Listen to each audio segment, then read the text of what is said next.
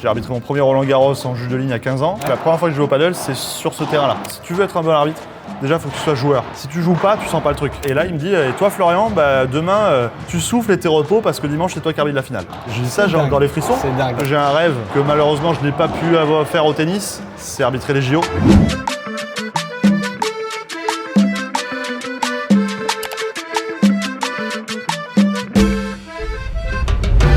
Et aujourd'hui, j'ai le plaisir de recevoir avec moi, pour cette première émission sur YouTube, une personne aux multiples casquettes. Ancien 4-6 au tennis, il a aussi pu arbitrer sur les meilleurs cours du monde, que ce soit à l'US Open, Roland Garros ou encore à la Coupe Davis. Il a laissé la raquette de tennis pour la raquette de padel. Il est présent aujourd'hui comme coach et arbitre de renommée internationale. J'ai le plaisir de recevoir avec moi aujourd'hui monsieur Florian Couturier. Flo, comment tu vas ? Super, et toi ? Très bien, je te remercie. Je suis vraiment content d'être là avec toi aujourd'hui pour cette première. Franchement, c'est quelque chose. Moi aussi. Faire premier sur cette nouvelle vidéo YouTube, c'est top. Ouais, c'est cool. Il va y avoir plein d'émissions là-dessus. Ça va vraiment être intéressant. Et aujourd'hui, j'ai envie de commencer avec toi. Tu es une personne qui est donc, comme je le disais, aux multiples casquettes. Tu as fait vraiment aujourd'hui beaucoup de choses dans le milieu du padel, que ce soit au niveau du coaching ou au niveau donc, de l'arbitrage sur le circuit du premier padel. Mais avant ça, on va faire un petit flashback. On va revenir un peu sur ta carrière de tennis, un petit peu donc, sur le coaching et sur l'arbitrage. Donc, est-ce que déjà, dans un premier temps, tu peux déjà te présenter et puis après, on enchaînera sur la partie tennis. Donc Florian Couturier, 33 ans, je suis né à Bordeaux, j'ai toujours vécu à Bordeaux, beaucoup voyagé professionnellement, mais toujours vécu à Bordeaux et très chauvin là-dessus. Donc moi j'ai commencé le tennis à 4 ans. Moi je viens d'une famille du côté de ma maman qui était... tout le monde était dans le tennis, ils étaient les parents et les 4 enfants joueurs de tennis. Donc naturellement on m'a mis dans le tennis et c'est devenu ma passion. Et du coup à partir de 4 ans j'ai pris des entraînements 2, 3, 4 fois par semaine depuis 4 ans jusqu'à jouer en compétition, être parmi les meilleurs jeunes du club et atteindre 4-6 à mon meilleur classement en tennis. C'était au Bousca, non, c'est ça ? Ouais, j'ai démarré au Bousca, donc j'ai fait à peu près 23 ou 25 ans au club du Bousca. Ok. Avant de passer du coup le diplôme d'état de tennis, donc l'examen pour être prof de tennis. C'était vers quel âge ça à peu près ? Ça c'était en 2016. Ok. Et là du coup j'ai pas voulu le passer dans mon club de cœur. Ok. Parce que j'avais l'impression de connaître trop de gens en tant que joueur et j'avais pas envie d'avoir cette casquette de coach avec ces gens-là. J'avais envie de repartir à zéro et rencontrer de nouvelles personnes. Ok. Donc tu as eu donc cette partie coaching et puis après le côté arbitrage aussi arrivé assez tôt chez toi ? Et ça ouais, donc démarré le tennis à 4 ans, j'ai joué beaucoup et quand j'ai eu 11 ans en fait, mon prof de tennis de l'époque nous a demandé, on était 4 dans le groupe et nous a demandé si on était intéressé pour en apprendre un peu plus sur le tennis. C'était juste ça en fait la question. Et moi je me rappelle dans ce groupe on était 4 un peu foufou à faire les malins et les 3 autres ont dit non pas du tout, ça m'intéresse pas et moi j'étais le seul à dire ouais pourquoi pas. Et en fait du coup là on m'a mis dans les mains d'FX qui aujourd'hui est l'un de mes meilleurs potes mais qui a 9 ans de plus que moi. Et c'est lui en fait qui a été mon premier formateur dans mon club, donc m'a appris vraiment les bases de l'arbitrage et ensuite j'ai démarré donc à 11 ans à arbitrer dans le club avant d'être appelé d'abord département, puis ligue, puis national, international. Ouais, bien sûr. Et donc du coup, entre cette période-là, le début de l'arbitrage vers 11 ans, jusque si j'ai fait des bonnes recherches jusqu'à la fin de tes études, donc là en licence TAPS, après tu décides vraiment de te consacrer, on va dire entre guillemets à 100% plus sur l'arbitrage. Quel a été pour toi l'élément déclencheur et tu t'es dit ok vas-y maintenant j'ai envie d'aller arbitrer et de me lancer dans le grand bain. Donc quand j'ai démarré à 11 ans, c'était surtout une passion parce qu'on m'avait vite bien fait comprendre que le but de l'arbitrage était vraiment que ça reste un côté passion et pas que ça devienne professionnel parce que finalement c'est très difficile d'y arriver à percer. Et puis finalement j'ai quand même été assez jeune et pas trop mauvais dans ce domaine-là, donc j'ai vite franchi les échelons. J'ai arbitré mon premier Roland Garros en juge de ligne à 15 ans. Okay. Donc déjà à 15 ans, partir dans Paris sur le Châtrier, tout seul. Ouais, j'ai fait du central dès cette année-là. Ça m'a beaucoup forgé. Même mon caractère, je pense, a changé parce que j'avais un côté très timide. Et là, la timidité, tu l'oublies. Donc, tu te souviens un peu du match que tu avais arbitré ou... La première année, je me demande si j'ai pas fait un Nadal Del Potro. Ok, sympa. Il faudrait vérifier, mais je crois que Del Potro cette année-là, Del Potro cheveux longs. Ouais. Nadal Pantacourt. Bien sûr.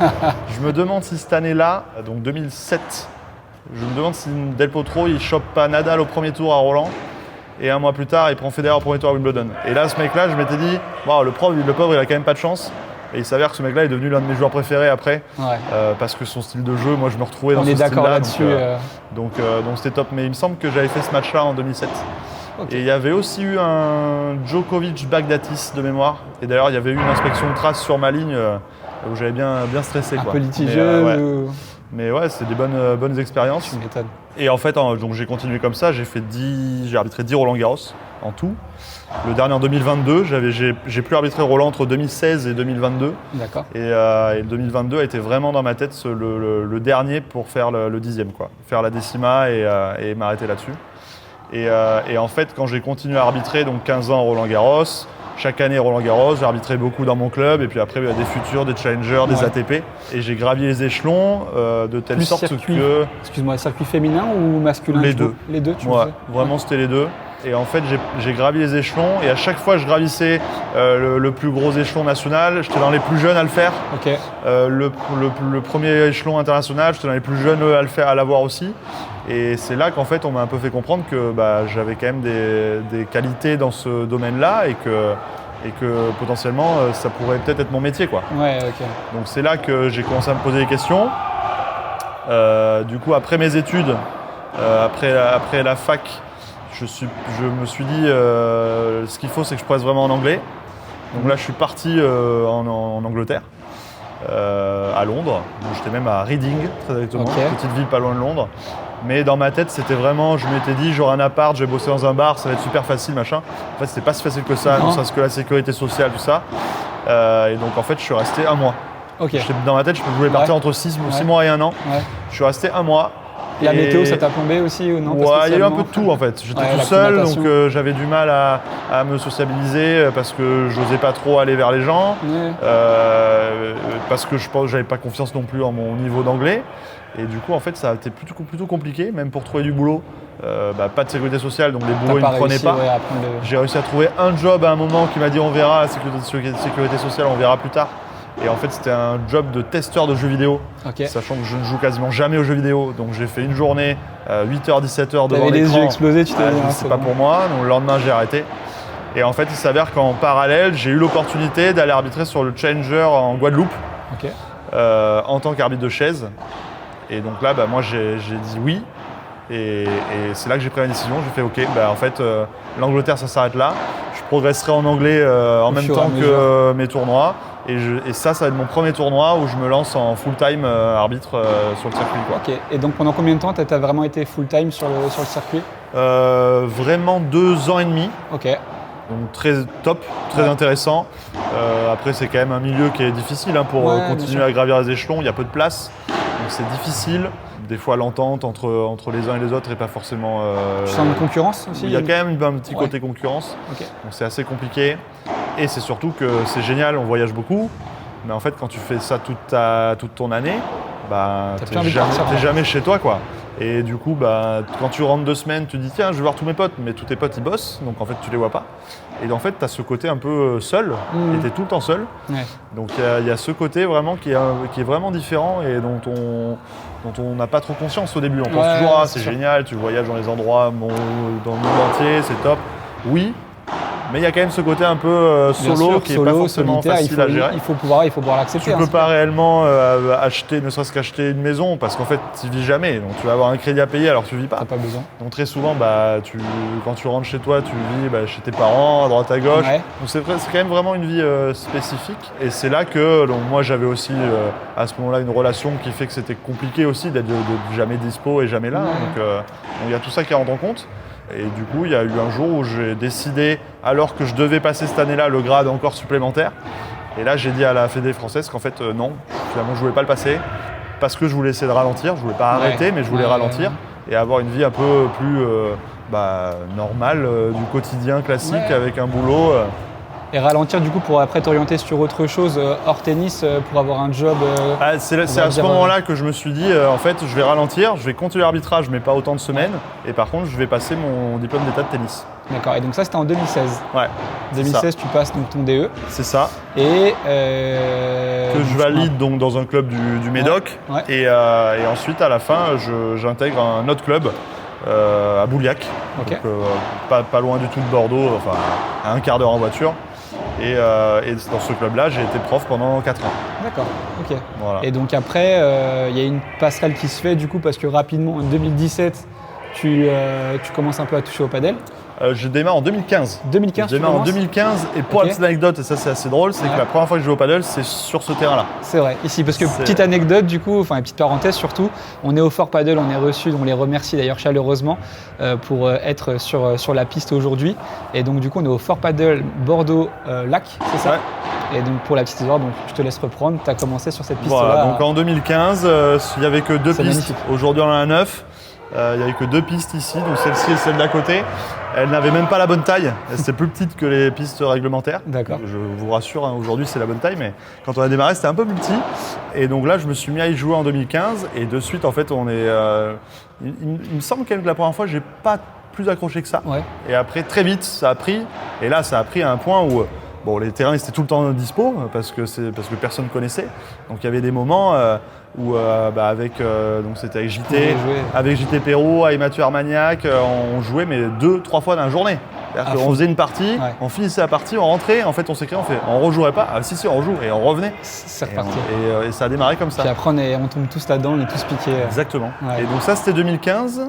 Et en fait quand j'ai passé mon DE de tennis, donc là, un an après, j'avais déjà le paddle dans ma tête. Ok. Donc dans ma tête, il y avait quand même ce côté, ok, je passe le DE tennis parce que le tennis reste ma passion et que je veux être prof de tennis, mais je suis en train de vraiment adorer le paddle et pourquoi pas être coach des deux en fait. Et je m'étais dit, je vais être coach des deux peut-être pendant 10 ans, 12 ans, 15 ans, et puis un jour je dirais, stop, j'arrête le tennis et je me mets au paddle. La double Voilà. discipline. C'était vraiment l'idée de base était ça. Ouais. Finalement, ça n'a pas duré 12 ans quoi. Non, parce que je crois qu'en 2020, c'est là à peu près que tu commences Ça. vraiment à te consacrer à 100% au padel. Et comment d'ailleurs s'est passée cette transition quand tu as passé avec toutes les émotions tennistiques que tu as pu te connaître de par l'arbitrage, le coaching et toutes ces rencontres. Cette transition-là, c'est quoi? C'est ok, c'est bon, je raccroche la raquette parce que j'ai fait ce que j'avais à faire ou, Non, même pas. En fait, donc début 2015, donc je joue en 2015. En 2017, je commence à donner des cours ici. À ce moment-là, ici, il y avait Rolleray de Benito qui finissait ses études en France. Donc lui, il est espagnol, il vient de Madrid. Il finissait ses études, donc il avait un stage ici, donc il bossait derrière le bar ici. En même temps, il donnait quelques cours de paddle. Et c'est avec lui que j'ai commencé à donner des cours ici. Il m'a un peu appris le truc. Ouais. Et il s'avère qu'au final, ça sera mon mentor parce qu'à partir de là, je donne des cours et très vite, je sens qu'il me manque des billes.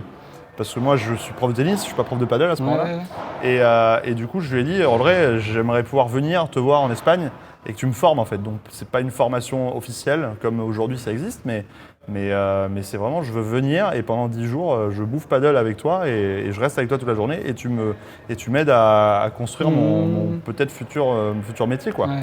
Et donc en fait pendant des années, chaque été j'allais 10 jours chez lui pour vivre le truc. Donc je le suivais toute la journée quand il jouait, quand il coachait. On allait voir Ale Galan et Juan Lebron s'entraîner à la M3 Academy. Et puis à force, j'ai pris plein de billes et c'est comme ça que je me suis formé un peu seul et grâce à Rolleray. À la bonne école du coup, quoi, école espagnole. En Exactement. Plus, Et en fait, c'est un jour là-bas en Espagne, donc ça doit être 2019, 2019 ou 2020, que Rolleray me dit mais je comprends pas pourquoi tu donnes pas plus de cours à Fort Paddle.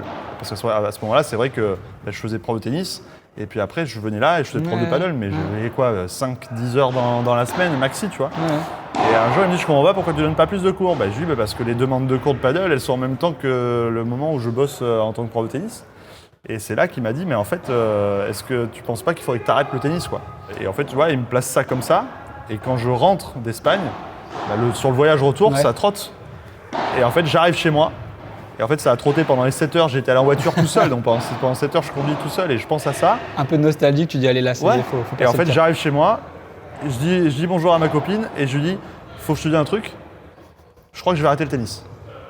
Alors là, Et le moment où je le dis, je me dis, wow, là, je vais me faire engueuler là. Je vais me faire engueuler parce que c'est mon boulot quoi. C'est mon C'est boulot ça. et c'est ma vie presque, tu vois. Donc, ton quotidien. Et en fait, ma copine, elle me dit, elle est surprise sur le moment. Je lui explique tout ce qui s'est passé, machin.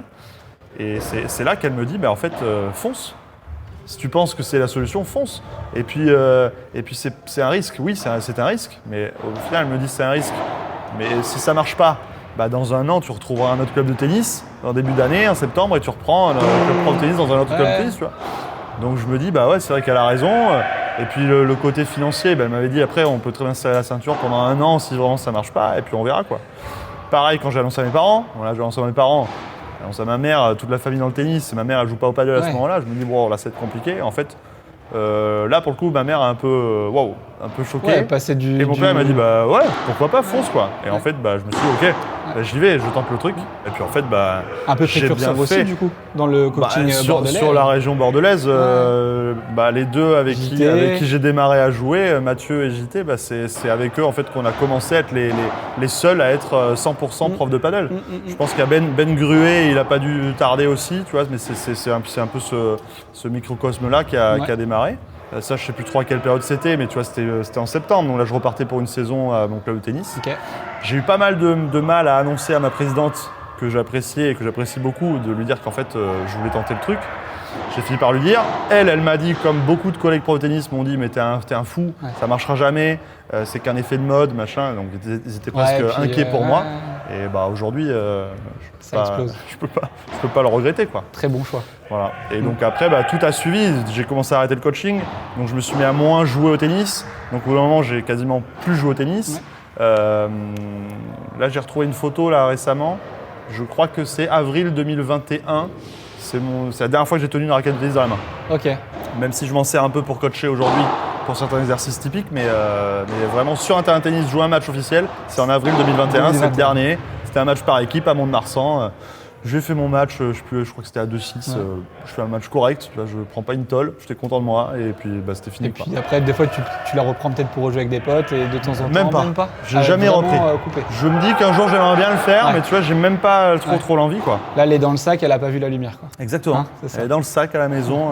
Et du coup, donc voilà, donc j'ai arrêté d'enseigner, arrêté de jouer. Et puis finalement, bah, il me restait plus que l'arbitrage de tennis. Et j'ai continué à faire mes tournois, mais finalement là, j'en faisais plus que 2 ou 3 dans l'année. C'était vraiment pour garder mon grade international, qui était l'une de mes plus grandes fiertés, que j'avais eu en Allemagne en 2012, tu vois, donc jeune et tout. Et du coup, je voulais absolument le garder, ce truc-là. Et puis après, bah, il y a eu la bascule padel. Donc, j'ai fini l'année dernière à annoncer à la Fédération internationale de tennis que je rendais mon badge international. Petit pincement au cœur quand même. Non, un petit peu, ouais. Le moment d'envoyer, le moment d'écrire le mail, ça a été. Le moment d'appuyer sur envoyer, tu te dis que tu sais que c'est un non-retour, quoi. C'est la fin, quoi. Donc un peu compliqué, mais après voilà, je me suis dit, ok, c'est vrai que les derniers tournois où je suis allé arbitrer, c'était sympa parce que l'ambiance était bonne, et c'est ça moi que j'adorais aussi dans le tennis, c'était rencontrer des gens, que l'ambiance soit bonne pendant une semaine. C'est pas que le côté tennis, tu vois, il y a vraiment tout à côté.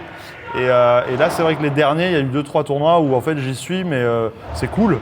Mais en même temps, quand je suis sur la chaise, une tarte ce soit fini quoi. Donc il y a vraiment ce côté-là aussi. Je me suis dit, en fait, ça y est, la page elle est tournée. Mais après, je resterai fier de ça toute ma vie, tu vois. À suivre Roland Garros aussi. Exactement. Alors je suis moins qu'avant dans le sens où je regarde pas un match entier pour le dernier point. Par contre, je suis toujours à la page des résultats, je sais qui arrive, je sais qui gagne. J'ai toujours été fan des sponsors, des marques, machin, donc je sais exactement tout le temps quel joueur joue avec quelle marque.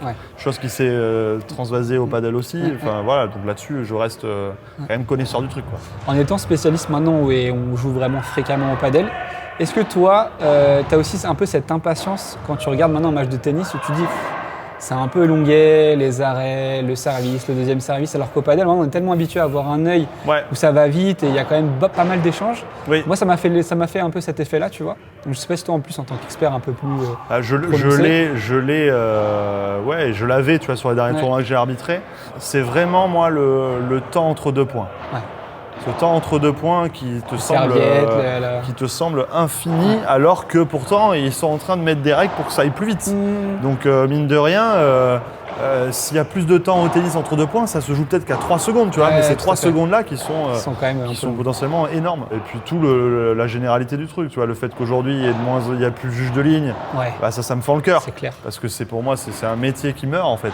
Même les arbitres de chaise aujourd'hui qui n'ont plus à juger les balles réellement, même eux en fait il y a un côté où c'est il y a plus grand chose à faire. Je sais même plus s'ils appuient sur une même tablette. s'il y a beaucoup de choses à faire quand même en parallèle, et les gens ne se rendent pas compte de tout ce qu'on a à faire quand on est en haut de la chaise, mais le côté jugement pur de la balle, bah, il n'y est plus. Et c'est très très dommage. Ouais. Et même, tu vois j'ai arbitré l'US Open en 2015, et là-bas j'ai rencontré des juges de ligne. Ça n'existe pas en France, mais là-bas, tu avais des Américains, c'était leur métier. Leur métier, c'était juge de ligne. Ils n'étaient jamais montés sur une chaise de leur vie. Ah ouais. Alors qu'en France, tous les juges de ligne que tu vois, c'est tous des arbitres de chaise dans leur club, tu vois, à minima. Oui, voilà. Et là, tu avais des gens, c'était leur métier, juge de ligne. Donc tu te dis que ces gens-là, aujourd'hui, du jour au lendemain, ils sont à la rue, quoi. Ils ont plus rien. Et c'est fou.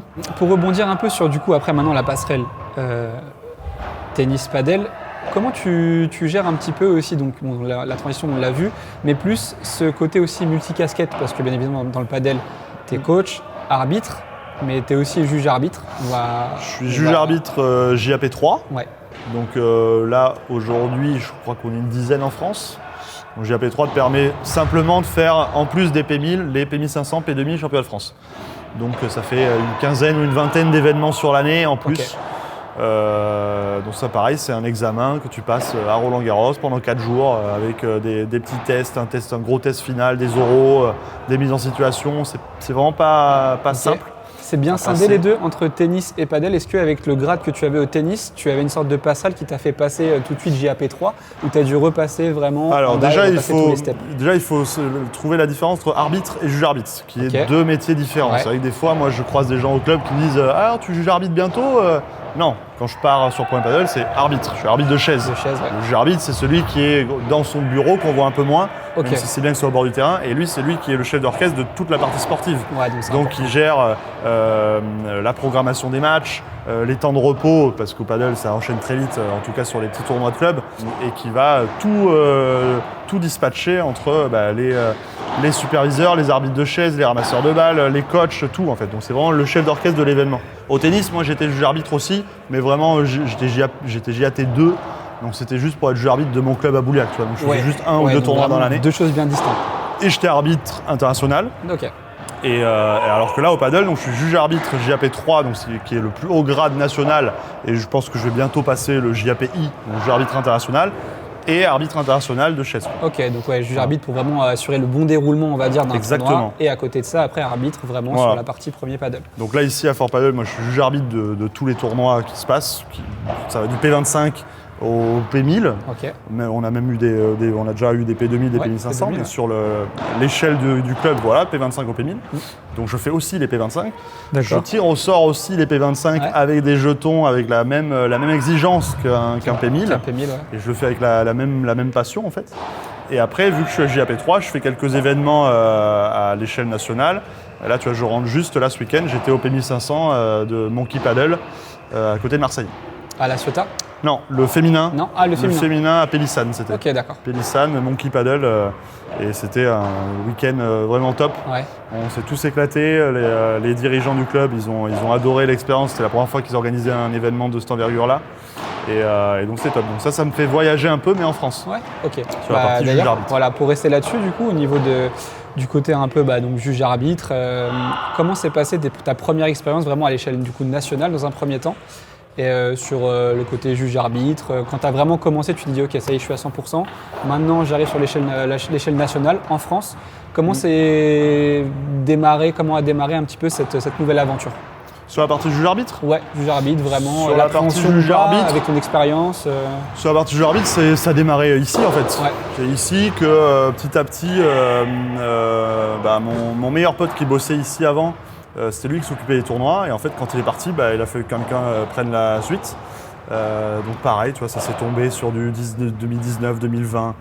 J'ai plus de repères avec le Covid. Donc tout s'est vraiment enchaîné sur cette période-là, quoi. Vraiment, tout a été très vite. C'est pour ça que tout a été très vite dans ce moment qui était un peu risqué. Ouais. En fait, n'a pas été risqué longtemps parce qu'il y a eu plein de casquettes qui se sont enchaînées comme ça. Et donc j'ai démarré là à faire des petits tournois du club. Et puis finalement j'ai kiffé ça. Et du coup je me suis dit tiens, mais pourquoi je passerais pas les steps comme je connais au tennis en fait. Ouais, j'ai voulu repartir sur ce truc-là. Je pense que j'ai un côté aussi à vouloir essayer à chaque fois d'aller au bout de moi-même sur certains trucs que j'aime faire en fait. Et donc c'est comme ça que j'ai passé le JAP1 mais qui était juste en ligne, le JAP2 puis le JAP3 quoi. Ok. Voilà, c'est comme ça que ça s'est passé. Et ça en parallèle du coup de l'arbitrage. Voilà, c'est ça. Et donc après l'arbitrage, tu faisais aussi de l'arbitrage en France ou tu as vraiment directement basculé sur le circuit international? Alors l'arbitrage, j'avais fait, il y avait eu un tournoi, il me semble que c'était un P2000, mais je suis même pas sûr. Il y avait eu un gros tournoi sur les quais à Bordeaux une année, Ok. et où là j'avais arbitré 1 ou 2 matchs sur chaise, parce que j'étais arbitre de tennis en fait. Et ensuite il y a eu cette rumeur comme quoi apparemment il y aurait peut-être un tournoi international de paddle à Roland-Garros qui est arrivé. Moi j'ai commencé à en entendre parler, je crois que c'était en septembre-octobre 2021. Ok.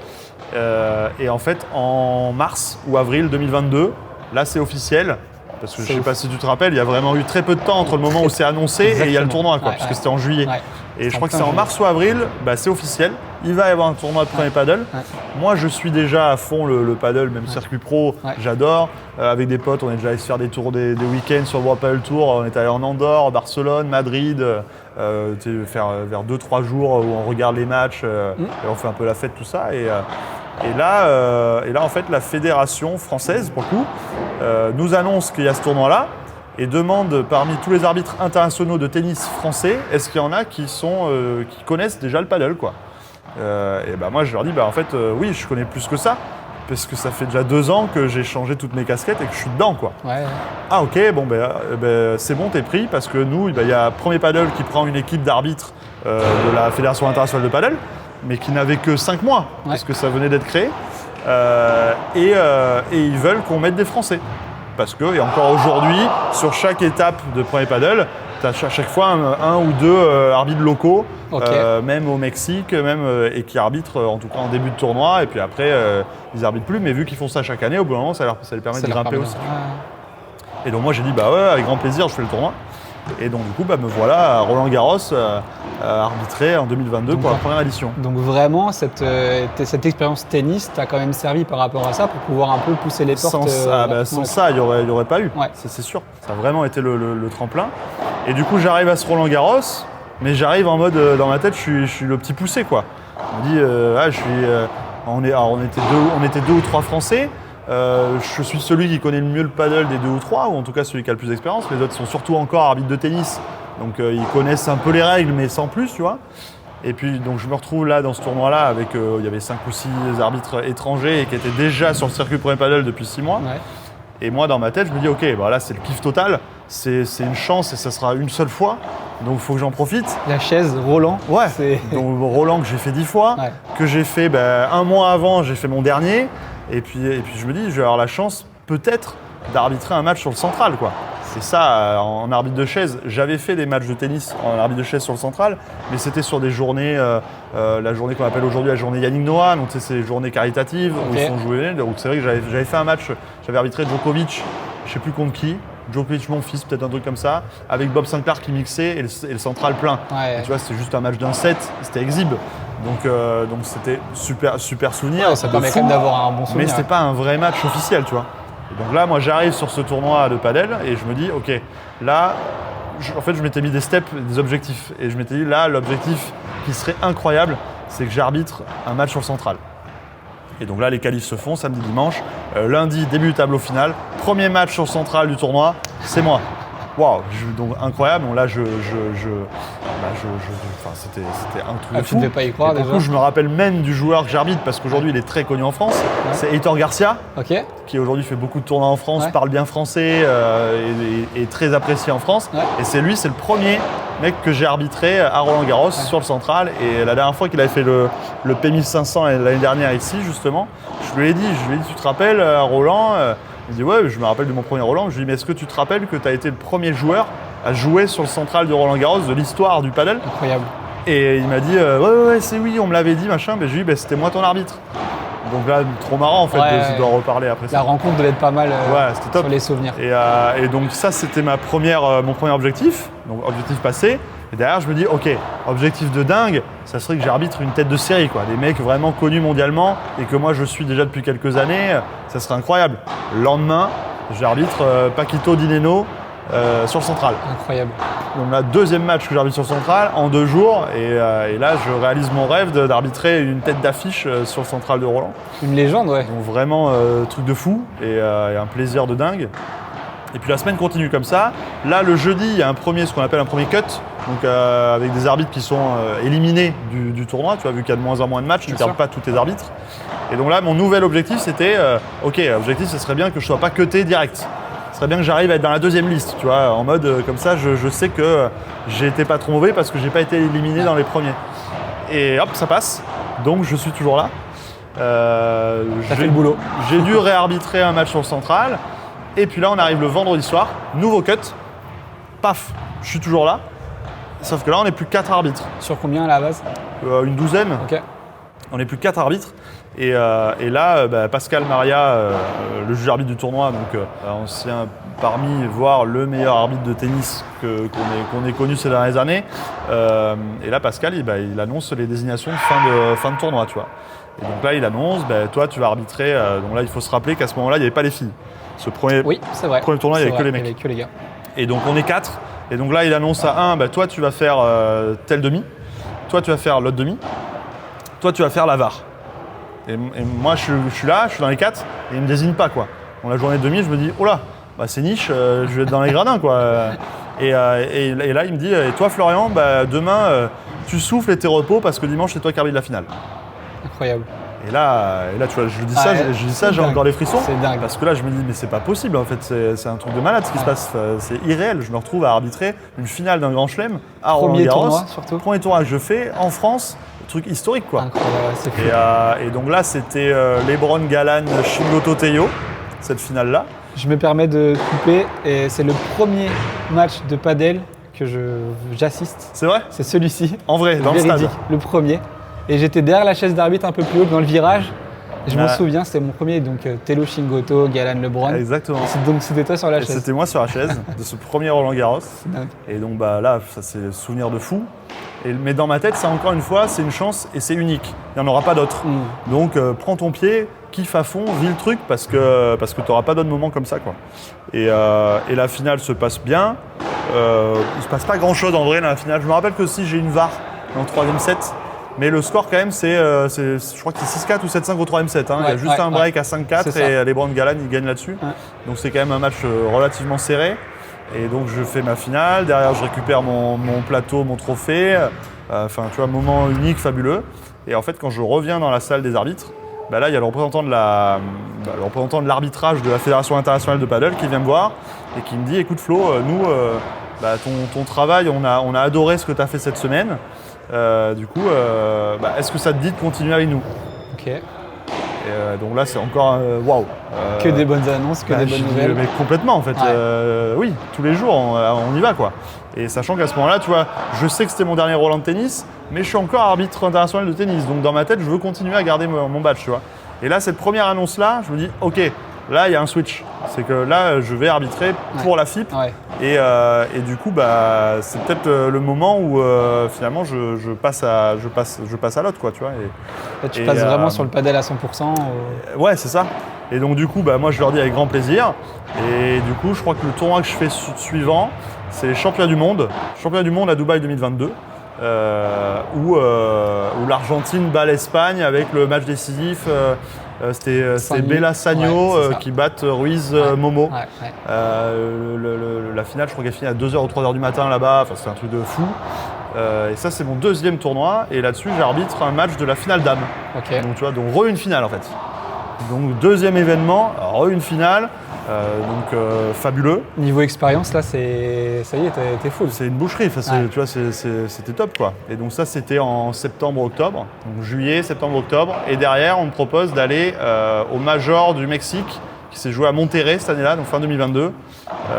Et là, paf, me voilà parti là-bas. Je suis le seul Européen. Donc là-bas, je suis qu'avec des Mexicains, Argentins et moi. D'accord. Donc dépaysement total. Et ça va, du coup, l'espagnol, t'arrives à le gérer à ce moment-là anglais. Pas tant que ça, c'est anglais. Et par contre, là, quand j'arrive là-bas et que je vois que je suis seul, je dis quand même aux autres arbitres, ceux qui parlent anglais, parce que t'en avais qui ne parlaient pas anglais. Et je leur dis quand même, si on peut essayer de parler espagnol, moi j'aimerais bien, comme ça me fait progresser. Et du coup, j'ai beaucoup progressé en compréhension. Ce qui fait qu'aujourd'hui, j'arrive vraiment à comprendre quasiment tout ce qui peut se passer dans la sphère du padel. Je vais pas te dire que je comprends tout ce qui se passe si on marche dans la rue, tu vois, mais sur la sphère du padel, ce qui peut se passer sur le terrain, je comprends à peu près tout. Mais par contre, je réponds en anglais, d'une part parce que je me sens pas à l'aise pour répondre, même si des fois il y a 2-3 mots, j'arrive à les sortir, 2-3 phrases. Mais d'une part, je me sens pas à l'aise, et d'autre part, je pars du principe aujourd'hui que le paddle, il est amené à s'internationaliser. Et du coup, c'est pas à nous, organisateurs et arbitres, d'apprendre l'espagnol pour les joueurs. C'est aux joueurs de faire l'effort d'apprendre l'anglais parce que vu que ça s'internationalise, quand ça va aller jouer dans des pays qui ne parlent pas un mot d'espagnol, en fait juste l'organisation, l'hôtel, la restauration, les kinés, machin, en fait si tu ne parles pas anglais, ça marche pas quoi. Ça commence à arriver ça d'ailleurs, on voit les joueurs commencent un peu à apprendre. Exactement. Certains, les interviews que j'ai pu faire moi, commencent à parler anglais aussi, ils se débrouillent, ils font l'effort. C'est ça. Donc c'est cool. Donc voilà, donc l'espagnol, j'essaie quand même de progresser comme je peux, mais je mets plus un côté important à ça dans le sens où je sais qu'aujourd'hui c'est l'anglais qui prime. Et donc voilà, donc Monterrey, Major de Mexique à Monterrey, j'ai arbitré la finale. Encore, mon 3e événement, refinale. Et là c'était Bella Cuello. Et c'est d'ailleurs le dernier tournoi que Bella gagne de sa carrière. Donc là on est fin 2022. Bella Cuello contre Sanyo Tapia. Tapia, ouais, c'est ça. Et c'est les deux paires qui s'affrontent et un mois après, ça switch tous les deux, Cuello Tapia, début de Cuello Tapia et début de Sanyo Bella. Puis en fait derrière tout a enchaîné. Tout a enchaîné. Un mois plus tard, Major de Doha, finale. Et là c'était Stupa Dineno qui gagne Bella Sanyo en finale. Et puis voilà, et puis ça s'est enchaîné comme ça. Tu as déjà une très bonne expérience et surtout avec pas mal de finales, donc ça c'est intéressant. Et d'ailleurs pour revenir là-dessus sur les finales, la gestion, comment toi tu gères un petit peu cette pression ou cette bonne excitation, on va dire, interne à l'approche de ces grands matchs? Parce que déjà je pense que c'est ça le truc qui est excitant de l'arbitrage. Parce qu'il y a une pression, et suivant les matchs, tu as une pression de dingue. Et en fait, quand c'est ce moment où tu es sous pression, franchement, tu n'es pas bien. Tu te sens pas forcément très bien. Mais une fois que tu as réussi à passer ce moment, en fait, il y a un relâchement du truc et tu vois, et tu es tellement content de l'avoir fait. Tu as gravi cette montagne et c'est ça en fait qui est excitant. C'est clair. Et du coup, tu as envie de le refaire. Tu vois, et c'est ça vraiment que j'adore. Moi, sur des matchs importants, alors tous les matchs sont importants, mais c'est sûr qu'un match plus important où tu as le stade qui est comble, tu sais que c'est en direct sur tous les médias, la télé, machin. Sur ces matchs-là, moi j'aime bien un peu être seul avant. J'allais t'en parler. Est-ce que tu as une routine d'avant-match, quelque chose? Toi, est-ce qu'on parle souvent des joueurs qui peuvent avoir des habitudes, des routines, mais je pense que les arbitres aussi. Est-ce que toi, tu as un processus? Moi, j'ai quand même ma routine, du classique de essayer de manger suffisamment avant, mais pas juste avant, sinon t'es pas bien. Classique, tu vois, comme un joueur normal. Faire la sieste sur la chaise. Voilà. Je vais essayer du coup d'aller aux toilettes parce que tu sais qu'une fois que tu pars sur ton match, ça peut durer potentiellement 4 heures, 4 heures et demie sur un match très très long. Et pour le coup, tu ne verras jamais un arbitre s'en aller aux toilettes pendant un match parce qu'on n'a pas le droit. Sauf si vraiment, tu vois, c'est catastrophique, mais c'est pas dans le truc, quoi. Donc c'est à toi de prendre tes disponibilités là-dessus. Et après, voilà, moi j'aime bien me mettre seul dans la salle de repos, écouter peut-être un podcast, une musique. Vraiment pas penser à ça. Si je viens au bord du terrain du match d'avant, en fait, je vais me faire monter ma pression encore plus parce que je vais voir que oh là là, il y a 3-2, oh il y a break, oh c'est bientôt à moi. Et là, ça c'est pas bon, tu vois. Donc j'aime bien être dans mon truc, je suis quand même un peu le score, et puis au moment où c'est fini, là c'est parti, c'est le moment quoi. Et donc ma sacoche est déjà prête, tout est prêt. Si c'est au soleil, machin, j'ai mis ma crème solaire avant, important. Très important. Ça, je me fais plus avoir, mais je peux dire que des brûlures au bras, au visage, tout ça, j'en ai eu. Ou aux cuisses, parce que pour le coup, pareil, le premier Roland Garros 2022, on était habillés en Lacoste, mais en short. Et ça, c'était une demande de Pascal Maria, parce qu'il avait dit, moi, je veux que le padel, ça soit la fête. Je veux qu'on sorte de ce truc très fermé du tennis. Et du coup, je veux que les arbitres soient en short. Et puis c'était, si je ne me trompe pas, entre le 10 et le 20 juillet, une chaleur de dingue. Terrible. Ils avaient à moitié fermé, je me souviens, ils avaient réouvert, ça, ils faisaient une chaleur de fou furieux. Ouais, c'était vraiment dingue. Et du coup, j'ai pris des coups de soleil. Et ce Roland-là, j'ai pris des brûlures sur les cuisses. Donc important. Et je peux dire que maintenant, dans ma routine, il y a la crème. La crème solaire, ça fait partie de la routine. Et puis en fait, la pression, elle est sur ce moment-là parce que Parce qu'une fois que, en tout cas moi ça a toujours été ça, et au tennis c'était le cas aussi, une fois que je mets le pied sur le terrain, bah, c'est parti quoi. Et le truc il est lancé et il n'y a plus de pression à avoir parce que ça a démarré. Et donc là je me sens focus. stressé de temps en temps parce qu'il y a du monde et que tout le monde voit, mais je fais mon truc quoi. C'est mon moment, c'est le moment de travailler et je travaille et je fais mon truc et voilà. Et pour rester là-dessus, d'ailleurs, ça fait maintenant à peu près ça fait 5 ans à peu près que tu fais de l'arbitrage international. Toujours pour rester sur la concentration et le focus, je repense un petit peu à l'année dernière, notamment sur Bruxelles, une finale que tu arbitres où j'étais accrédité sur le tournoi. Elle était incroyable, monstrueuse en 3-7, grosse tension sur le terrain parce que voilà, il y avait vraiment une grosse bataille. Et toi, comment tu peux gérer des fois, que ce soit au niveau des certaines prises de décision ou pas, toujours à gérer cette pression-là, parce que là on parle de la pression avant de rentrer, s'asseoir sur la chaise, mais là vraiment en plein match, tu as les joueurs qui viennent te voir, qui viennent te parler. Comment à ce moment-là tu te sens? Il faut toujours garder bomber le torse, c'est rester focus. Oui, parce que l'idée en fait d'un bon arbitre aussi, c'est qu'il reste humain. Donc tu vas pas mentir sur des choses, il faut que tu sois sincère. Et puis si tu vois une balle, elle est comme ça, et puis voilà, et pas te mettre tout le monde à dos. Et puis après, t'es dans ton truc quoi. Donc tu oublies en fait ce qui se passe autour.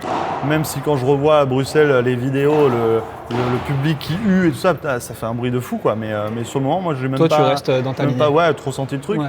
Et après, l'autre truc qui est important, c'est de pas se faire influencer par un joueur. Et ça, c'est vraiment un truc de base de l'arbitrage, c'est qu'à partir du moment où tu commences à te faire influencer sur un petit truc, derrière en fait c'est fini, tu as tout perdu parce que tu perds la confiance de ce joueur-là, mais tu perds la confiance de tous les autres joueurs parce qu'ils ont compris qu'ils pouvaient t'avoir. Et ça, c'est vraiment le truc basique où il vaut mieux que tu sois. J'ai pris cette décision parce que pour moi, c'est cette décision à prendre. Et par contre, je ne vais pas me faire bouffer le cerveau et que je vais changer de décision. Tu ne changes pas de décision. Il faut rester sur la première. Et ça, c'est hyper important parce que sinon, derrière, t'es mort quoi. C'est un gage d'autorité aussi. Voilà. Et puis aujourd'hui, je pense être apprécié par beaucoup de joueurs sur le circuit parce qu'ils savent ça. Voilà. Et que, tu vois, Rolleray de Benito, dont on parlait tout à l'heure, mon mentor de coaching, aujourd'hui, il est coach sur le circuit. Donc déjà, on se croise beaucoup, même si c'est plus la même relation qu'avant, on n'est pas potes, mais on est, on va dire, collègues dans le tournoi, tu vois. Donc on passe pas énorme de temps ensemble, mais on se croise, on se voit et on se parle un peu. Et lui-même me l'a dit, que dans tous les arbitres qu'il y a, moi, les joueurs, ils m'aimaient bien, ils avaient confiance. Et ils ont confiance parce que j'ai su aussi à des moments leur dire non. Voilà, on tape du poing sur la table. Exactement. Et c'est comme ça, ils vont passer à autre chose. Aujourd'hui, tu as une anecdote un peu à nous raconter, qu'elle soit plutôt drôle, amusante ou vraiment un fait. C'est quelque chose que tu as pu voir déjà sur le circuit. Il y a plein de choses. Déjà tout à l'heure, tu disais est-ce que tu as des routines? Là, moi, je t'ai parlé de la routine d'avant-match. Mais en fait, quand j'arrive sur le terrain, j'ai un tas de tocs. Tu vois, je suis pas Nadal, mais c'est presque ça. C'est-à-dire que je vais toujours aller ranger mes affaires dans un ordre. Tu vois, c'est le Zidane avec la chaussette pied droit, la chaussette le pied gauche. Et puis après, je vais aller mesurer le filet, mais d'un certain côté du terrain. Et puis quand je vais rentrer pour faire mon tir au sort, c'est de l'autre. Enfin, tu vois, il y a un truc, c'est comme ça. C'est un peu matrixé. Et je pense que c'est le truc qui me permet aussi de me mettre dans mon truc et de me sentir bien pour la suite du match.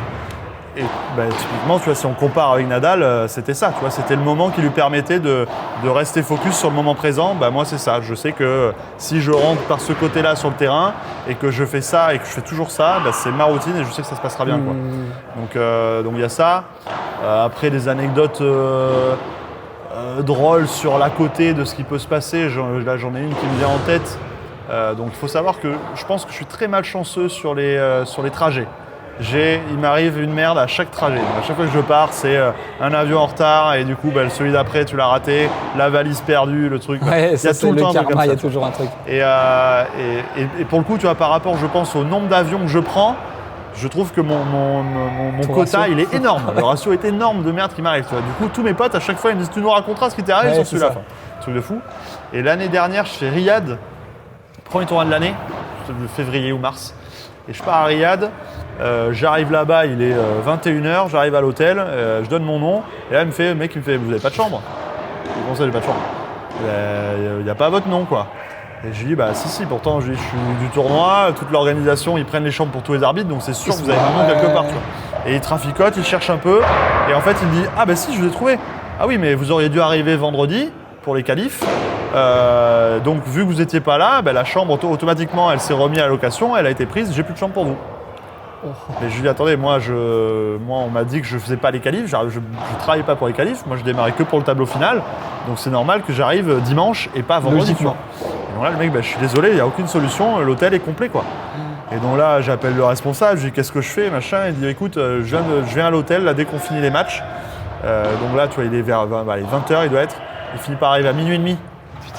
Parce que les matchs avaient duré, machin. Donc de 20h à minuit et demi, je suis sur une chaise comme ça à la réception, en train d'attendre de se me dire où est-ce que je vais dormir, quoi, tu vois. Et puis au bout d'un moment, donc, je vois le responsable de l'arbitrage qui discute avec le gars. Et au bout d'un moment, il me dit c'est bon, t'as trouvé une chambre, mais c'est pas dans cet hôtel. Et puis tu rejoindras cet hôtel demain parce qu'ils ont une chambre à partir de demain. Ok, très bien. T'as un Uber qui arrive, il vient me chercher. Et là, le Uber, il vient me chercher. Je prends ma valise, on part. Et donc tu sais, je pars et je sais même pas où je vais. Donc là je suis je crois que c'est même pas un Uber, tu vois, c'est un conducteur de là-bas, Arabie Saoudite, tu vois, moi je connais pas ce pays, tu te dis je sais pas ce qu'il peut se passer. Voilà, moi je suis dans cette voiture et bon, on m'amène quelque part, je sais pas où, tu vois. Ok. Et en fait on m'amène dans un hôtel. Donc c'est pour le coup dans l'hôtel des joueurs de ce tournoi-là, parce que suivant les tournois, des fois on est dans l'hôtel avec les joueurs, d'autres fois on n'est pas dans l'hôtel avec les joueurs. Et là à Riyad, on n'était pas dans le même hôtel. Et donc là il m'amène à l'hôtel des joueurs et je prends ma chambre. Et en fait, je prends ma chambre, je mets la carte dans l'ascenseur et il n'y a pas l'étage où j'ai ma chambre, tu vois, donc je comprends pas. Et je mets, et en fait, il y a un truc où je clique dessus et là, ça marche. L'ascenseur monte et en fait, pour l'ascenseur, elle s'ouvre dans mon appart. Non. Et en fait, il s'avère que cet appart, c'était l'appart du président de la Fédération internationale. C'était sa chambre pour la semaine, mais lui, il n'arrivait que dans 3 ou 4 jours, quoi. Et donc du coup, vu que j'avais pas de chambre, les dirigeants de Pro Padel, ils ont dit écoutez, qui prennent cette chambre-là, qui prennent la chambre de Luigi et puis après demain il ira dans l'hôtel classique, quoi. Tu passes de limite à dormir dehors. Et donc je me retrouve à 1h du matin dans le penthouse de l'hôtel, le truc qui doit faire 200 mètres carrés, tout en marbre.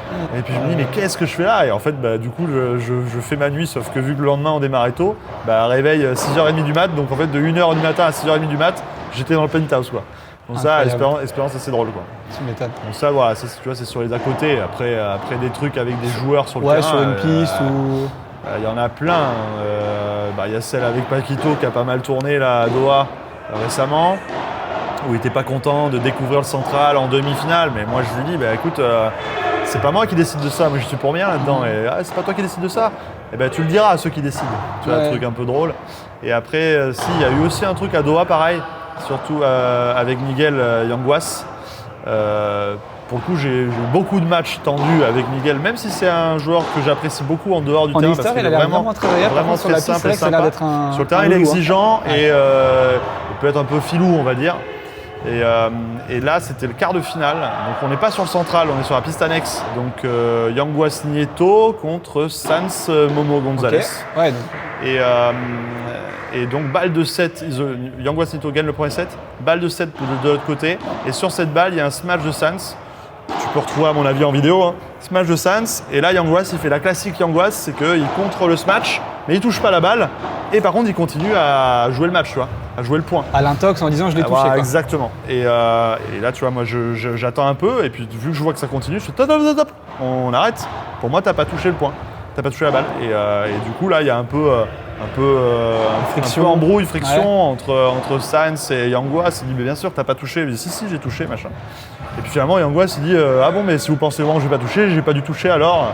Et puis le match continue et à la fin quand il me serre la main, Yanguas il me dit je suis désolé pour la balle tout à l'heure, je pensais vraiment que j'avais touché, mais si t'es sûr de toi, je dis moi je suis certain. Il me dit ouais parce que sinon je vais encore me faire tuer sur les réseaux. Et là c'est drôle parce qu'il tu vois lui aussi il est au courant que sur ces trucs là il est un peu litigieux. Voilà, et du coup sur les réseaux il me dit ah non je vais encore me faire démonter. Et c'était drôle. Et le lendemain on s'est recroisés. Et du coup il m'a montré le cas en vidéo, donc on a revu ensemble la vidéo du truc.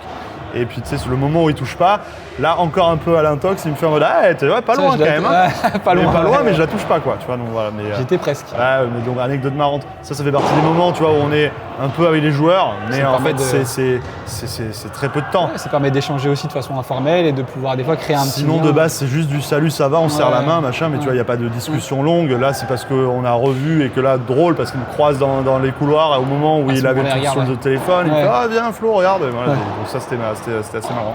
Pour rebondir un petit peu sur, toujours pareil, sur bien évidemment les tournois et les organisations au niveau de l'arbitrage, comment ça se passe au niveau des cuts?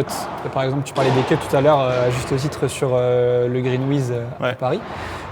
Comment ça se passe? Est-ce que ça se passe, c'est un peu comme au tennis par exemple, ou je me trompe peut-être, hein, c'est moi qui me fais des idées sur le fait de, ok, non c'est plus comme au foot plutôt, ok t'as été bon, bah, tu vas peut-être pouvoir arbitrer la finale de Ligue des Champions ou la Coupe du Monde. Tu vas pouvoir avancer vraiment dans les matchs un peu plus tendus. Est-ce que ça se passe aussi un petit peu de la même façon au padel, ou c'est vraiment quelque chose qui est préétabli d'avance, dans le sens où on va dire bah non, bah voilà l'échéancier, vous avez tous vos matchs, vous les gérez comme ça, et puis le tournoi d'après ça change, ou alors c'est vraiment en fonction des performances et des retours qu'on peut avoir des superviseurs? Il y a une question de retour, mais contrairement à ce premier Roland-Garros où là, Pascal Marat il avait vraiment voulu le faire comme à Roland-Garros, donc à savoir des cuts où tu t'y attends pas et en fait tu rentres chez toi. Okay. Mais c'est difficile en termes d'organisation, tu vois, pour tout le monde, parce que derrière il faut que tu prennes des billets, il faut que tu retournes chez toi, tu n'as peut-être pas prévu de bosser le lendemain, machin, tu vois, donc il y a quand même tout ce côté organisationnel qui est pas simple. Du coup, ce qui se fait surtout aujourd'hui, c'est que quand tu reçois ta désignation d'un tournoi, ils me mettent dans le mail ton premier jour de travail sera ce jour-là, ton dernier jour de travail c'est ce jour-là. Donc tu sais déjà pendant combien de temps tu vas bosser. Okay. Et par contre, sur le tournoi, à la fin, le dernier jour, il y a 4 arbitres. Donc sur le dernier jour, il y a 4 arbitres.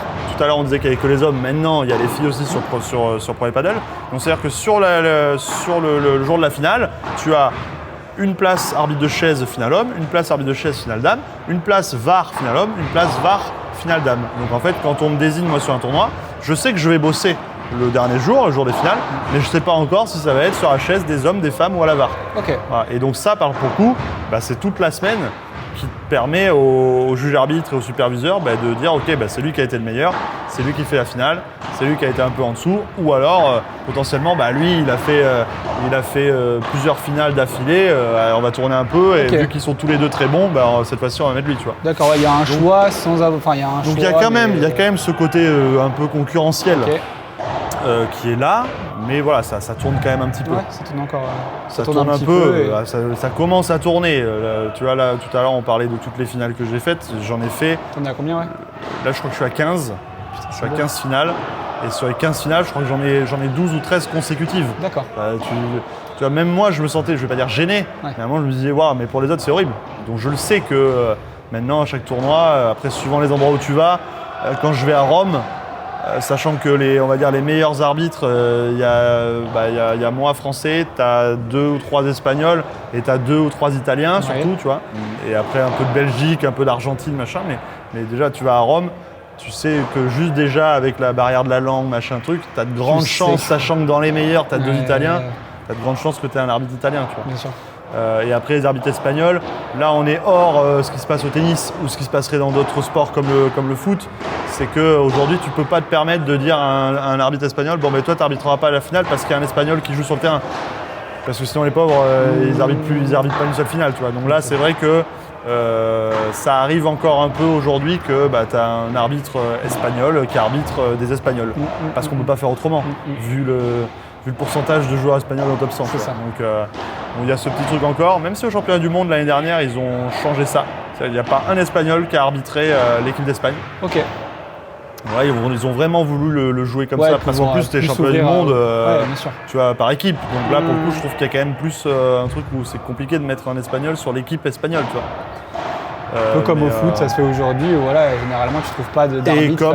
Et comme il n'y a pas eu un arbitre espagnol qui a arbitré une finale de Roland pendant des années parce que Nadal les gagnait toutes.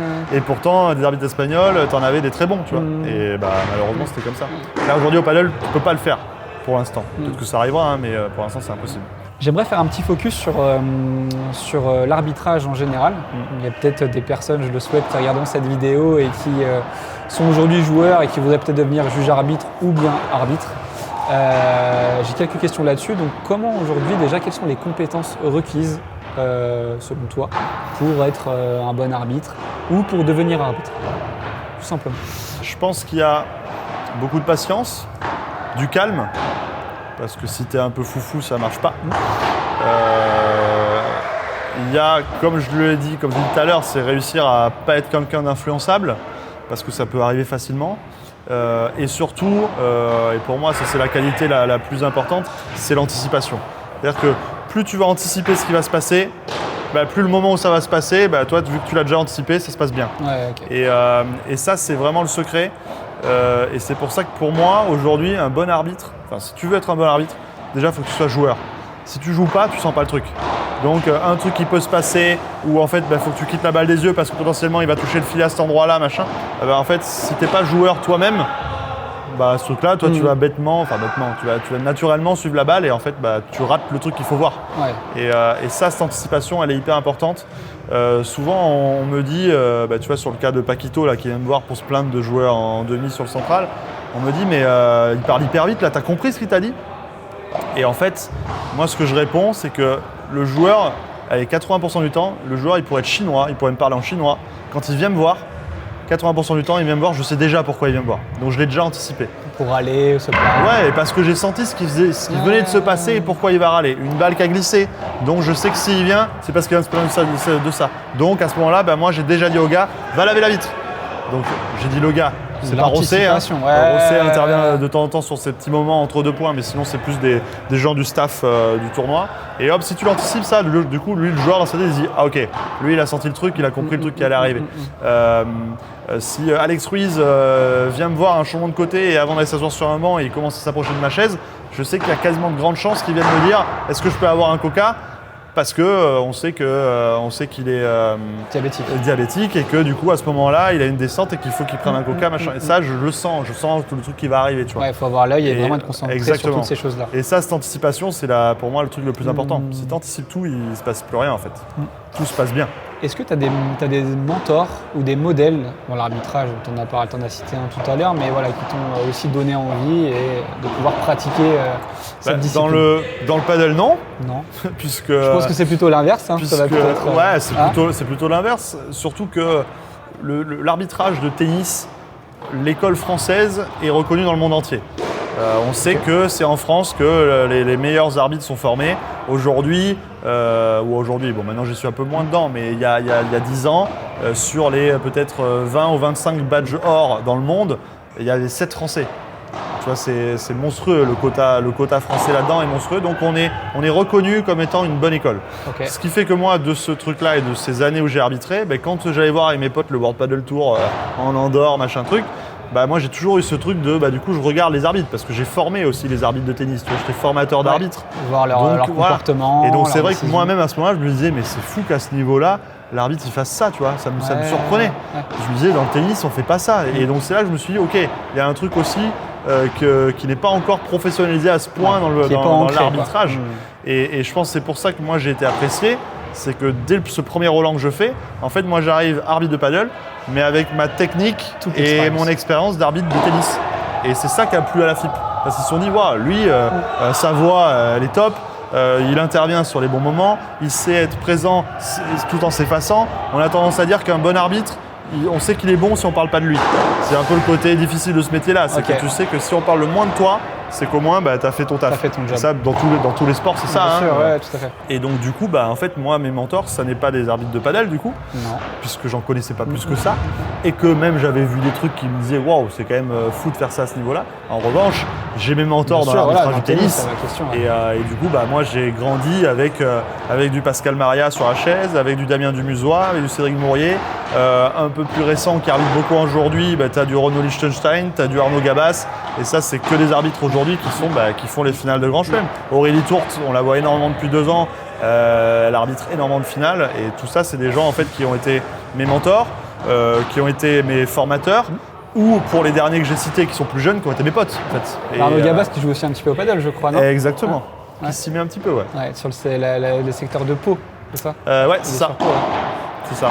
Ok, super. Dernière question là-dessus, sur ce bloc. Quel est le meilleur conseil que tu aies pu recevoir de la part soit de tes mentors ou même sur le circuit tennistique, hein, bien évidemment, quel est le meilleur conseil que tu peux recevoir, qui t'a un peu forgé, qui te reste un peu dans la tête au quotidien? C'est pas un conseil qui me revient en tête. Aujourd'hui, quand j'arbitre, on me dit beaucoup toi Flo, on te reconnaît, même quand je regarde un match sur YouTube et qu'on ne voit pas les arbitres de padel, et ben juste à la voix je te reconnais. C'est ça. Et à chaque fois on me dit putain mais toi Flo, tu as une voix sur la chaise, il y a une présence qui sort de ça et c'est génial. Et en fait je dis à chaque fois, ben ouais mais tu sais que ça, il y a eu un moment ça a été mon plus gros défaut. Et en fait quand j'étais arbitre de tennis, et ben un jour, le juge arbitre de ce tournoi-là, qui m'évaluait en plus, donc tu as des évaluations, tu reçois une note à la fin. Okay. Et il m'évaluait, et puis à la fin, j'arbitre cette finale, c'était un futur. Et à la fin, ce juge arbitre, il me dit, écoute Florian, bravo pour ton arbitrage, super finale. Par contre, ta voix, c'est une catastrophe. Ta voix, elle est catastrophique. Et tu n'iras jamais plus haut tant que tu as une voix aussi pourrie que ça. Ta voix, on dirait que c'est monotone, on dirait qu'on est dans un cimetière, j'ai l'impression que je vais enterrer ma mère. Tu vois, et il me dit ça, quoi. Waouh. Et là, je me dis, ok. Il vient me dire que j'ai bien arbitré, mais il me déboîte sur ma voix. Et il me dit, par contre, on va la travailler. Ah, donc il y a eu un boulot de fait. Et en fait, il m'a aidé à travailler ma voix de manière à ce que je puisse, tu vois, faire des montées, des descentes, machin. Et ce qui fait que tu fais beaucoup plus vivre le match. Et même pour un spectateur, un téléspectateur, ça devient plus agréable en fait. Parce qu'il se passe un truc, c'est vivant. Donc je le fais pas à l'extrême, comme le ferait un Mohamed Layani au tennis, qui est très connu par rapport à ça, où lui c'est vraiment l'extrême. Je le fais pas non plus dans l'autre sens, où du coup, tu as des arbitres français, où c'est des arbitres de tennis, pardon, où c'est très monotone. Et du coup, j'essaie de trouver ce juste milieu, les moments où je peux m'amuser avec ma voix, les moments où il faut redescendre un peu. Et ça, en fait, tu vois, ce conseil-là, finalement, c'était pas un conseil, c'est que le mec il m'a démonté en me disant ta voix elle est pourrie. Par contre, je vais t'aider à la travailler. Et du coup, on l'a travaillé et mine de rien, c'est un travail pendant des années, tu vois. Donc en fait, aujourd'hui, des fois, on me dit ouais, mais Flo, c'est même pas ta voix. Si, c'est ma voix. Je change pas je change pas la sonorité de ma voix, c'est ma voix. Mais par contre, d'une part, tu parles plus doucement dans un micro, donc naturellement, la voix elle est plus grave, forcément. Et vu que je m'amuse en plus à monter, descendre, machin, et ça fait un truc où du coup, ça fait une voix un petit peu différente, mais c'est ma voix normale. Ça fait vraiment vivre aussi le match, comme exactement. tu dis. Et j'ai beaucoup de retours de gens en mode, Flo, tu vois, quand c'est toi qui arbitre, c'est un bonheur, quoi. Déjà, on le sait, on te reconnaît. Et en plus, on t'écoute et c'est agréable. Ouais. Alors que d'autres, on dit, waouh, lui, je pique du nez et je m'endors, tu vois. Et ça, c'est mine de rien, tu vois, on parlait des qualités d'arbitre, ça, c'en est une. Parce que mine de rien, tu es là pour être arbitre et en plus de tout ce que tu as à faire, tu es aussi là pour annoncer le score et utiliser le micro pour faire vivre ce qui se passe à tout le public. C'est ça qui est aussi intéressant, je trouve, c'est que même moi, tu vois, qui était un petit peu loin de tout ça, quand je suis arrivé, et je m'en souviendrai très très bien, quand tu as arbitré cette finale lors du Green Wiz, cette voix grave, ça m'a vraiment, je me suis dit oui, il accompagne quelque chose, tu vois. C'est ça qui est plutôt pertinent et je trouve que c'est comme tu dis, c'est vraiment agréable de pouvoir l'entendre.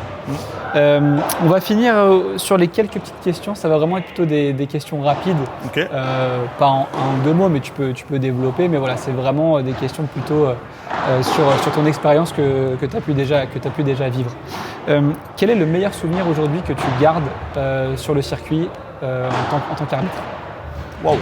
Je pense que c'est l'annonce de ma première finale à Roland-Garros parce que je m'y attendais vraiment pas. Donc celle-là, c'est peut-être en 1. Et puis très vite derrière, c'est aussi l'annonce de la finale quand je suis à l'étranger tout seul, quoi. Où là, tu dis, là, je pars à l'étranger, je vais faire quelques matchs, machin, et en fait, on t'annonce l'arbitre encore une finale. Là, c'est un moment dingue. Donc ça, c'est sûr que ces 2 moments-là, ils sont incroyables. Même si à chaque fois qu'on me dit tu vas faire la finale, à chaque fois, je suis en mode non. Toujours ébahi. Encore, c'est fou. C'est bien de garder cette magie. Je pense que c'est le jour où je suis lassé d'arbitrer une finale, j'arrête de suite. On va faire autre chose. Même si tu vois mon avenir est tout tracé dans l'arbitrage, j'ai déjà des choses en tête de comment ça va se passer sur la fin. Mais ouais, c'est le jour où je prends plus de kiff et où j'ai plus ces émotions-là, ça sert plus à rien. Une règle que tu pourrais ajouter au padel, soit venant du tennis ou pas, mais quelque chose que tu pourrais modifier, non pas sur le terrain, sur la règle, mais ça peut être vraiment sur tout ce qui se passe autour, soit sur les joueurs, le banc, les coachs, le coaching, ou même une règle. Voilà, moi la première, tu me parles règle, donc moi de suite il y a règle du jeu qui rentre en tête. Okay. Et donc du coup, moi de suite j'ai une règle du jeu qui me vient de suite, c'est le service. Okay. Le service au paddle, aujourd'hui, pour moi, c'est catastrophique dans le sens où, attention, je dis pas c'est catastrophique, je ne demande pas à passer par un service par le haut comme au tennis, mais en tout cas, on le voit beaucoup qu'il y a quand même énormément de litiges sur le service. Il y a des trucs très pointilleux sur le rebond, combien de pas, la hauteur, donc tout rentre dans le truc. Et pour l'arbitre, c'est quasiment impossible à juger dans le sens où tu es en hauteur. Donc tu dois juger un truc de hauteur alors que toi-même tu es en hauteur. Donc la perspective c'est pas la même. Ok. Donc ça c'est quasiment impossible à juger. Que le mec il serve là, Ouais. c'est hyper difficile à voir. Et surtout que tu es censé donc regarder si le rebond de la balle est à l'intérieur ou sur la ligne ou derrière, à quelle hauteur il frappe, est-ce qu'il met le pied sur la ligne, est-ce qu'il a couru. Il y a trop Mais en même d'éléments. temps tu dois aussi regarder si le relanceur il est prêt Ouais. et si le service est bon et si le jeu s'enchaîne. Je pense pas qu'on soit des robots. Ça fait beaucoup. Et cette règle, pour moi, elle doit être changée. Et l'autre truc que j'aime bien dire à chaque fois, c'est que donne-moi un autre sport où tu as une règle qui dépend du physique du joueur. Aucune.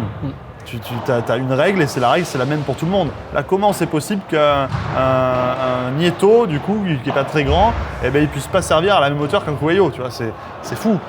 Au tennis, ok, c'est pas la même hauteur, mais ça, c'est ton physique qui te permet de faire plus haut. Mais il n'y a pas une hauteur maximum ou minimum à atteindre, tu vois.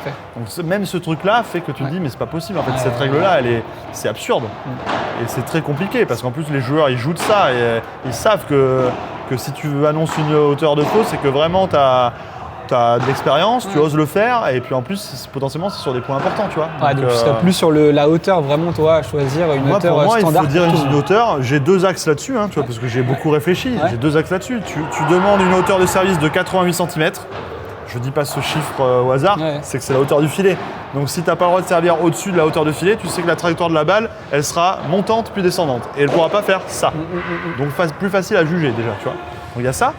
Et l'autre chose encore plus simple, c'est que le joueur, au lieu de lâcher sa balle comme ça, tu lui demandes de lâcher sa balle comme ça. À partir du moment où le joueur il lâche sa balle, elle ne va pas remonter plus haut que la hanche. Non, c'est clair. Impossible, tu vois. Donc, d'ailleurs, je dis la hanche, mais c'est pas la hanche, c'est la taille. Important aussi d'avoir ce point-là, parce que si tu regardes un petit peu d'anatomie, la taille, chez l'humain, c'est 1 ou 2 cm sous le nombril. Okay. Donc c'est beaucoup plus haut que ce qu'on croit. Déjà. Et donc quand les gens ils disent oh là mais lui il sert super haut, pourquoi l'arbitre il l'a pas annoncé? C'est parce qu'en fait il n'a pas vraiment servi super haut. C'est que les gens pensent à la hanche ou la ceinture, mais non c'est la taille et c'est plus haut. Voilà. Ouais. Et en tout cas si tu lâches la balle, elle remonte pas plus haut que la taille, impossible. Et là tu sors déjà de ce truc qui est controversé à chaque fois quoi. Donc tu serais sur cette idée-là en tout cas en règle pour le service. Une atmosphère, un lieu, un moment que tu as arbitré qui restera gravé à jamais. J'en ai deux. Rome. Ok. Parce que le Foro Italico, le stade, il est fabuleux. Le cours Pietrangeli est magnifique. Le central est très beau avec des gradins qui sont très très relevés. Donc tu es dans une arène, quoi. Ça monte super haut. Ouais. Et quand tu as le stade qui est plein, j'avais arbitré une demi, quelle année c'était, et le stade était plein, donc de mémoire c'est 12 000 places. 12 000 Italiens et c'était Paquito sur le terrain. Et ben, je peux te dire que là, ça fait du bruit et ça remue. C'était les vidéos que vous voyez qui tournaient avec la guitare et tout. Exactement. Avec le Paquito's on fire. Non. Bon, enfin, là, tu vois, ça, c'est truc de fou. Il y a ça qui me revient. Et après, un peu plus récent, c'est la finale champion du monde l'année dernière. Où c'est moi qui arbitre le match numéro 2, donc le match, le retour de LeBron Galan. Sachant que c'était moi qui avais arbitré leur dernier match ensemble au Mexique. Je ne sais pas si vous vous rappelez, il y avait la finale, il y avait eu le match contre Yanguas où LeBron monte le maillot, et la finale contre Koyo Tapia, qui a été une finale assez rapide, mais c'était leur dernier match ensemble, et c'était moi qui avais arbitré ce match-là, et là c'est moi qui réarbitre le match où ils reviennent ensemble contre Tapia Shingoto. Et là, ce match-là aussi, il est stressant parce que ce match-là, il est déjà décisif, parce que si l'Espagne gagne, ça fait 2-0, et l'Espagne est enfin championne du monde depuis tant d'années, tu vois. Et en plus, déjà sur le papier, tu disais comment cette année c'est possible que l'Argentine gagne, c'est impossible. Et finalement, ils vont le faire. Et en plus d'avoir ce match-là, en plus de ça, tu as tout le côté de c'est le retour de LeBron Galan, quoi. Et moi, je reste persuadé que sur ce match-là, LeBron, dans sa tête, il se dit si on gagne ce match, Galan, il va accepter de revenir jouer avec moi. Et ça, je sais pas pourquoi, j'ai toujours pensé. Et j'en suis persuadé. Donc il y a en plus ce côté de tout le monde les regarde parce que tu dis waouh, ils rejouent ensemble vraiment. Alors avec tout ce qu'on a lu dans la presse, les médias, machin, comme quoi ils se parlent plus, ils se font la gueule, tout, vraiment ils vont rejouer ensemble. Et ce match-là, de mémoire, tu vois, je l'ai pas re-regardé, Ouais. mais de mémoire, le match, il est incroyable. Bah, déjà, d'une part, tu l'as vécu de l'intérieur, mais pour tous les fans de padel, et tout le monde s'en souvient déjà. Ouais, Donc, toi, et puis je être crois que tout ça près, finit pareil, je crois que ça finit Ouais. 6-4 ou 7-5 au troisième de mémoire. C'est 3-7, c'est sûr, mais ouais, à l'arrache complet, tu vois. Donc ce match-là est dingue. Ouais. Et l'atmosphère et l'ambiance étaient folles, quoi. Parce qu'en plus, c'était les nations qui s'affrontaient, donc le public est toujours border C'est là-dessus, donc clair. il faut un peu de bruit, donc Ouais. tu as quand même tout ce truc à gérer aussi, et c'est pas simple. Je me rappelle qu'il y a eu des annonces que j'ai dû dire au public en mode, s'il vous plaît, en fait, le sport, c'est du respect. Et nous, ce qu'on vous demande, c'est du respect. Donc, s'il vous plaît, parlez pas pendant les points, tu vois, des trucs comme ça. Ouais, rester, Non, courtois. c'était top. On parle des souvenirs. Si on pousse un petit peu plus dans le futur, on va reprendre la même chose. Un lieu, un moment, on va dire donc vraiment le lieu, le stade, l'endroit. Et si on pousse le scénario à son paroxysme que tu donc aimerais arbitrer, avec les 4 protagonistes sur la piste, Waouh! qu'est-ce que ça pourrait bien être? Le lieu, je vais te dire, je l'ai. Parce que j'ai un rêve que malheureusement, je n'ai pas pu faire au tennis. Et mon rêve au paddle, du coup, il est de retour. C'est arbitrer les JO. Ok. Donc moi, je rêve des JO à Brisbane en croise les doigts. 2032. On croise les doigts. En espérant qu'ils y soient. Et mon rêve, c'est d'arbitrer là-bas, quoi. Donc, mine de rien, on a l'impression que c'est pas loin. C'est quand même dans 7 ans. Ouais. C'est-à-dire que pendant 7 ans, il faut que je continue à arbitrer beaucoup de Déjà. gros matchs et continuer à faire mes preuves. Et pour avoir une chance d'aller là-bas. Et si pour moi, j'arrive à faire ça et j'arbitre là-bas, même si ça peut changer, hein, mais dans ma tête, c'est j'ai fait ça, je viens de cocher la croix en bas de mes croix et j'arrête. Et dans ma tête, je me dirais, ok, c'est la fin, j'ai fait mon plus grand rêve, parce que avant ça, tu vois, et là j'ai déjà fait, c'est tous les grands chelems, machin, ok, et on continue à kiffer là-dessus. Et s'il y a les JO, Ouais. c'est fabuleux, quoi. Avec un match décisif, Espagne-Argentine. Bon, là c'est bout de la le ligne, Graal, tu vois. Moi, hein. dans ma tête, c'est juste dingue. d'y être. Ouais. Tu vois, être sur les premiers JO de paddle de l'histoire, C'est clair. ce serait fabuleux. Ouais. Là, si tu me dis arbitrer la finale des JO de paddle, alors là ce serait L'extase. ouais, fabuleux. Qu'est-ce qu'on peut te souhaiter pour la suite, Flo? Continuer à m'éclater comme ça. On me demande beaucoup aujourd'hui, dans toutes tes casquettes, qu'est-ce que tu préfères faire? Parce que c'est vrai qu'on a parlé de coaching, on a parlé de l'arbitrage. Je suis aussi formateur TFP, DFMP pour la Nouvelle-Aquitaine. J'aide aussi à la structuration de Fort Paddle au national sur la partie coaching. Donc là, on est plus sur une mission plutôt de conseil, tu vois. Donc j'ai vraiment beaucoup de casquettes. Et quand on me demande, et ça arrive souvent, on me demande quelle est ta casquette préférée. Et moi, ce que je réponds, c'est que j'ai pas de casquette préférée. Moi, ma casquette préférée, c'est ma variation de casquette. Ce que je kiffe, en fait, c'est que il y a une semaine, je vais faire full coaching. Et la semaine d'après, je pars arbitrer. Et la semaine dernière, je suis parti jeudi parce que j'allais faire tout mon week-end à Marseille pour le P1500, où j'ai rencontré des gens top et que j'espère que je vais revoir sur d'autres événements. D'ailleurs, je leur ai dit, mais venez à Bordeaux pour le P2. Donc si ça se trouve, ils vont venir. Ouais. Et puis chaque semaine, c'est différent. Tu vois, cette semaine, c'est une semaine plutôt normale de coaching. Mais dans ma semaine, il y a quand même vendredi où là, on a une formation TFP avec Mathieu Armagnac, avec qui je forme, et avec Jeff Fabre, notre coach sur Bordeaux. Et voilà, vendredi va être une journée différente des autres de la semaine. Et ça, c'est ce que je kiffe. Donc, pour l'exemple, tu vois, vendredi, je vais avoir une indive à 7h30. Ensuite, j'enchaîne sur toute ma journée de formation des futurs coachs qui va se terminer aux alentours de 17h. Et à 18h, j'ai un P100 que j'organise qui va finir à 2h du matin. Ça, c'est ma journée de vendredi, tu vois. Ok. Donc, petite journée, Ouais, fatigante, mais c'est ma passion et je kiffe ça, quoi. Merci pour tout. Merci à toi. Tu vas être à Bordeaux. Tout à fait. On y sera aussi. On va puis, se croiser là-bas. du coup. J'espère que tu seras sur la chaise pour la finale et qu'il y aura un très très beau J'aimerais bien spectacle. aussi, ouais, ça serait top. Merci pour tout. Merci Julien. C'est cool. Ciao, À ciao. bientôt. Merci en tout cas d'avoir suivi franchement ce premier épisode. Je suis vraiment très content d'avoir pu partager ça avec Flo. N'hésitez pas à suivre, à vous abonner, à liker bien évidemment, à en parler autour de vous. C'était le premier épisode de Kancha. Ça revient très bientôt. Ciao. Ciao. Oh Flo, Oh, ça va Julien? tu vas bien la Ça forme? va, super. Bah alors, t'as ton sac, t'arbitres Ouais, c'est moi qui fais le prochain match là. sur le central. C'est ça. exactement. Incroyable. Voilà. Bon match à toi alors. Merci. À plus. Ciao. Ciao. Au service, Federico Chimoto. Monsieur Prêt, Bolivie. Jouez. Prêt.